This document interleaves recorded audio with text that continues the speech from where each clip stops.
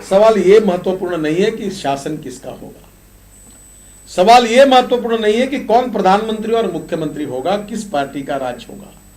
सवाल यह है कि देश रहेगा या नहीं रहेगा, देश की इंटरनल एक्सटर्नल सुरक्षा, उसकी रक्षा होगी या नहीं होगी। मेरे समझ में नहीं आता कि आज जिस प्रकार की मजाक है, बॉर्डर सिक्योरिटी फोर्स जनरल साहब या लेफ्टिनेंट जनरल सेना साहब बैठे, क्या हम इतने भी काबिल नहीं है कि घुसखोरों को रोक नहीं सकते? क्योंकि यहां इस लड़ाई में जो स्ट्रांग पॉलिटिकल व्हील चाहिए वो दिल्ली में शासन करने वाले राजनीतिक नेताओं की नहीं है।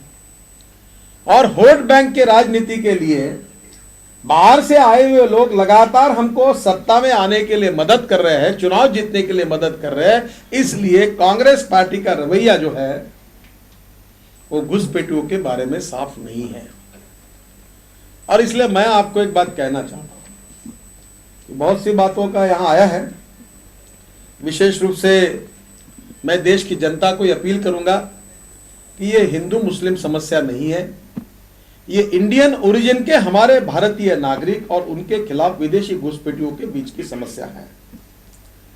जो राष्ट्रीय रजिस्टर के बारे में जो बार बार बात होती है, मेरे समझ में नहीं आता कि ऐसे कानून बनाते कि हम लोग इन्फिल्ट्रेटर्स को नागरिक कैसे बनाएं। झूठे कागज लाकर वो होटल सिस्टम में भी घुस रहे हैं, वो चुनाव के लिस्ट में उनके नाम आ रहे हैं, हम बाहर नहीं निकाल सकते, आइडेंटिफिकेशन नहीं कर सकते, हमारी सीमाएं सील नहीं कर सकते, हमारी मिलिट्री, हमारा बॉर्डर सिक्योरिटी फोर्स कुछ नहीं कर रहा है। आए हुए लोग अंदर घुस रहे, प्रॉपर्टी खरीद रहे।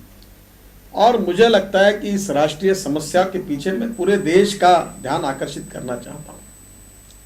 ये केवल आसाम की समस्या नहीं है, ये केवल हमारे बोडो के जो हमारे भाई बहने हैं उनकी समस्या नहीं है। वो देश के नागरिक हैं, उनके देश के साथ, हमारे हिंदुस्तान के साथ कटिबद्धता है, इस भूमि के साथ उनका नाता है। वो कुर्बानी देकर वहां खड़े, एक वॉल के रूप में खड़े देश की रक्षा कर रहे हैं।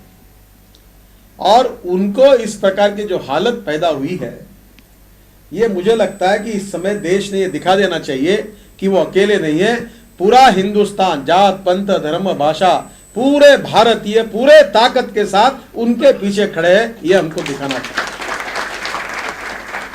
मैं देश से अपील करूंगा कि इसमें हम सब लोग उनके पीछे पूरी ताकत के साथ खड़े रहे।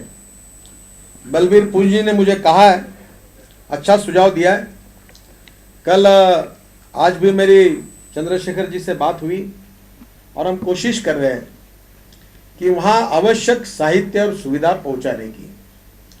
मैं देश की जनता से अपील करना चाहता हूं कि टारपोलिन हो, कपड़े हो, कुछ अनाज हो, कुछ मेडिसिन हो, जीवन आवश्यक ऐसे इसेंशियल वस्तुओं की वहां बहुत आवश्यकता। लोग बेघर हुए, लाखों लोग बेघर हुए हैं, दवाई नहीं है, रहने के लिए घर जो है जल गए हैं।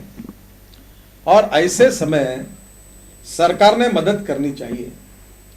और विशेष रूप से जिस बात का जिक्र स्वपन दास गुप्ता जी ने किया, मैंने सब पॉइंट लिखे हैं।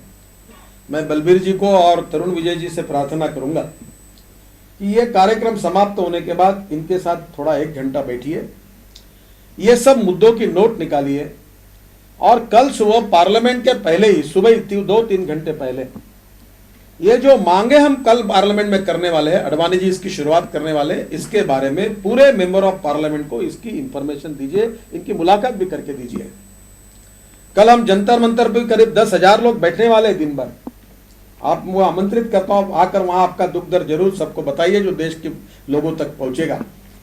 ये राजनीतिक सवाल नहीं है, राष्ट्र के सुरक्षा के दृष्टि से जुड़ा हुआ सवाल है।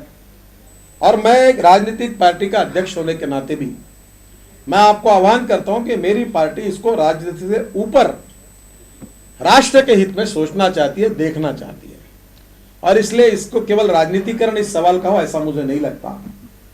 कल एनडीए इसके लिए आवाज उठा रही है, मैं बाकी भी पार्टियों से आह्वान करूंगा, प्रधानमंत्री से विशेष रूप से अपील करूंगा, क्योंकि वो आसाम के बारे में बहुत बार उन्होंने भी आश्वासन दिए। राजीव गांधी जी ने लाल किले पर, सोनोवाल जी ने कहा, उस प्रकार का आश्वासन दिया, नहीं हुआ। इसका कारण यह है कि वोट बैंक पॉलिटिक्स की जो मजबूरी है वो सच हमारे राजनीतिक नेताओं के मुंह से निकल नहीं रहा, ये उसका सबसे बड़ा कारण है। और इसलिए मुझे दुख के साथ ये कहना पड़ता है कि कांग्रेस पार्टी और कांग्रेस सरकार की बांग्लादेशी घुसपैठियों के साथ साठगांठ है। उन्होंने उसको तोड़ना चाहिए, देश की रक्षा करनी चाहिए। आसाम के हमारे भाई बहनों को इंडियन ओरिजिन के, चाहे हिंदू हो, चाहे मुसलमान हो, चाहे बोडो हो, किसी भी जात के, उनकी रक्षा करनी चाहिए, उनकी सुरक्षा करनी चाहिए। उनकी जान की, उनके माल की सभी सुरक्षा करना हिंदुस्तान के संविधान के अनुसार यह फेडरल और स्टेट गवर्नमेंट की संवैधानिक जिम्मेदारी है। अगर उसका वो वहन नहीं करते तो हमारे सुप्रीम कोर्ट की एडवोकेट है पिंकी आनंद जी उपस्थित है, ह्यूमन राइट कमीशन के पास भी जाना चाहिए। मैं बीच में आसाम में इनको मैंने भेजा था और इस विषय को ह्यूमन राइट कमीशन के पास भी लेकर जाना चाहिए।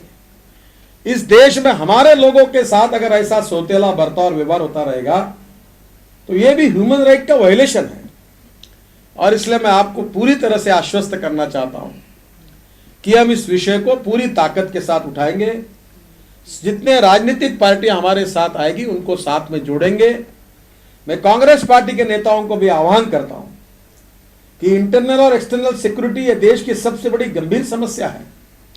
बांग्लादेश के साथ ये जो बॉर्डर है ये तुरंत सीज होनी चाहिए और जो विदेशी आज हमारे यहां घुसपैठी है उनको देश के बाहर निकालना चाहिए। ये राष्ट्रीय कर्तव्य के रूप में स्वीकारना चाहिए।